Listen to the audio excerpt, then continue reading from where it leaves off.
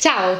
Decidere di addestrare il vostro cane è una scelta responsabile per aiutarlo a rapportarsi con il mondo che lo circonda. Non solo, se fatto in maniera positiva è molto divertente e vi aiuterà anche a instaurare un legame più profondo di reciproca fiducia. Prima di cominciare questo bellissimo percorso è utile conoscere i metodi da applicare e gli strumenti da utilizzare. In questo primo video vorrei farvi vedere gli strumenti che abbiamo utilizzato e stiamo utilizzando tuttora con Ruska, la nostra cucciolona di pastore tedesco. Questi strumenti per noi si sono rivelati molto efficaci e spero quindi che possano essere utili anche a voi. Il primo strumento utilissimo sono i bocconi. È innegabile che quando si fa uno sforzo e si riceve un premio si è molto più motivati. Utilizzare i bocconi è il modo più semplice per comunicare al nostro cane quel che vogliamo da loro. I bocconi possono essere di svariato tipo, possono essere direttamente le loro crocchette, oppure possono essere anche dei pezzettini di formaggio, dei pezzettini di wurstel, degli straccettini di carne o anche dei premietti fatti in casa. Cercate di capire anche cosa piace di più al vostro cane, in modo da poterlo ottenere come premio jackpot. Così quando fa qualcosa di cui siete molto contenti lo potete premiare con quello. È importante dare questi premi direttamente dalle vostre mani, in modo che il cane impari a essere delicato e a non pizzicarvi. Ricordatevi anche che i premietti devono essere soltanto un assaggio, non devono essere grandi, perché non dobbiamo dargli più cibo del necessario durante il corso della giornata. Ruska!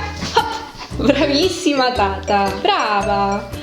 Il secondo strumento sono due palline identiche con la corda. I cani hanno un istinto predatorio innato che li porta a inseguire qualunque cosa si muova. Le palline sono un ottimo strumento per far giocare e correre il vostro cane e incanalare anche quell'istinto predatorio in un oggetto che desideriamo. C'è Ruska qui sotto che sta diventando matta perché vede le sue palline. Prendila, dai, hop!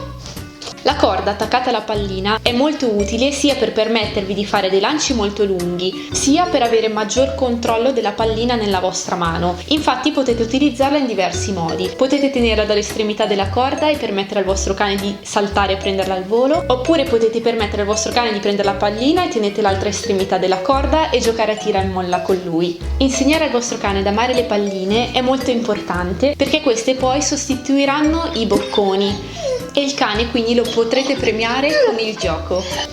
Noi utilizziamo due palline identiche, quindi con la stessa dimensione, consistenza e forma, in modo che il cane non sviluppi una preferenza per l'una e per l'altra e quindi poi avere il rischio che il cane non lasci la sua pallina preferita. Tenetene sempre due perché questo insegnerà al vostro cane a lasciare la pallina che ha in bocca per recuperare subito quella che gli state per tirare. Come strumento bonus alle palline vi consiglierei di comprare della corda che potete utilizzare per sostituire una corda rotta. Come potete vedere qui l'abbiamo sostituita con questa corda. Il quarto accessorio è una giacca con molte tasche. Avere un giaccone con molte tasche è molto utile per avere tutto a portata di mano, i bocconi, le palline, tutti gli strumenti che utilizzerete per addestrare il vostro cane, soprattutto quando siete magari in passeggiata o in un campo di addestramento. Esistono diverse tipologie di giacche che potete utilizzare, da quelle più professionali oppure anche semplicemente un gilet che potete facilmente comprare al mercato. La giacca che utilizziamo noi è questa ed ha diverse tasche posizionate in punti precisi per raggiungere facilmente i bocconi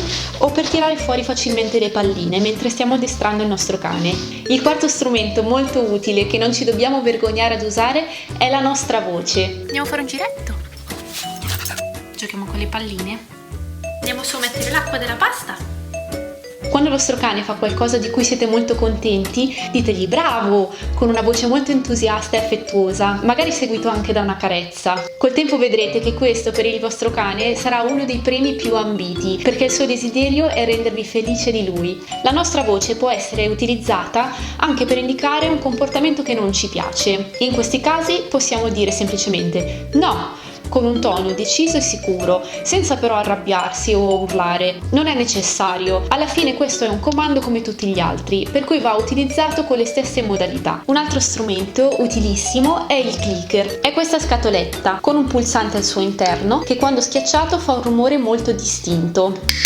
Il clicker lo potete utilizzare quando state insegnando un nuovo comando. Insegnare al vostro cane a riconoscere il suono del clicker e il suo significato è molto semplice. Inizialmente premete il clicker e date subito una ricompensa al vostro cane. Continuate così per diverse volte, finché il vostro cane inizierà a cercare del cibo dalle vostre mani appena ne sentirà il suono. Fatelo anche quando si distrae e se si gira all'improvviso verso di voi, allora è probabile che ne abbia già imparato il significato. Provate poi ad utilizzarlo durante una sessione di addestramento e appena riesce ad eseguire il comando desiderato, cliccate e premiate. È molto importante far seguire sempre un premio al click per non perderne l'efficacia. Quando poi comincerete ad introdurre il comando verbale e il vostro cane comincerà a capirlo, non sarà più necessario e potrete quindi utilizzarlo una prossima volta un nuovo comando. Un altro strumento senza cui i proprietari di cani non possono stare è un guinzaglio. Noi abbiamo acquistato un guinzaglio in pelle molto resistente, senza asola alla fine, in modo che il cane può anche essere lasciato libero senza il pericolo che si incastri. Il guinzaglio è uno strumento molto utile per l'addestramento, perché questo vi permette di avere il controllo del vostro cane e anche richiamare la sua attenzione quando si distrae. Il guinzaglio durante l'addestramento va tenuto molle e quando il vostro cane si distrae potete dare un piccolo colpettino. Questo non significa che dovete strattonare il vostro cane o fargli del male, dovete solo fargli capire che siete lì con lui. È un modo per dirgli: ehi, guarda che sono qui, concentrati con me. L'ultimo strumento che ho da consigliarvi è il collare, che sicuramente avrete. Il guinzaglio del vostro cane deve attaccarsi a un collare che sia resistente e sia anche della dimensione giusta, in modo che non si sfili o che non stringa troppo. Il collare che utilizziamo noi per Ruska è questa catena in acciaio. È molto leggera, si adatta perfettamente alla dimensione del suo collo e permette di non rovinare il suo pelo, perché gli anelli sono molto grandi. Questo genere di collare è spesso definito a strozzo, sembra quindi uno strumento negativo e coercitivo. Come molto spesso accade però, non sono gli strumenti a essere crudeli, è il modo in cui li utilizziamo. Noi lo utilizziamo come un qualunque altro collare, attaccando l'anello scorrevole direttamente al collare stesso con il moschettone del guinzaglio. Come potete osservare da questo video, Ruska non vede l'ora di indossare il suo collare perché fa solamente associazioni positive. Il mio collare significa una bella passeggiata o una nuova sessione divertente di addestramento. Siamo arrivati anche alla fine di questo video, spero che i contenuti vi siano piaciuti, fatemelo sapere nei commenti. Fatemi sapere anche che strumenti utilizzate voi per addestrare il vostro cane. Ci vediamo nel prossimo video, in cui vi vorrò dare qualche consiglio per impostare il vostro cane all'addestramento. Grazie, a presto!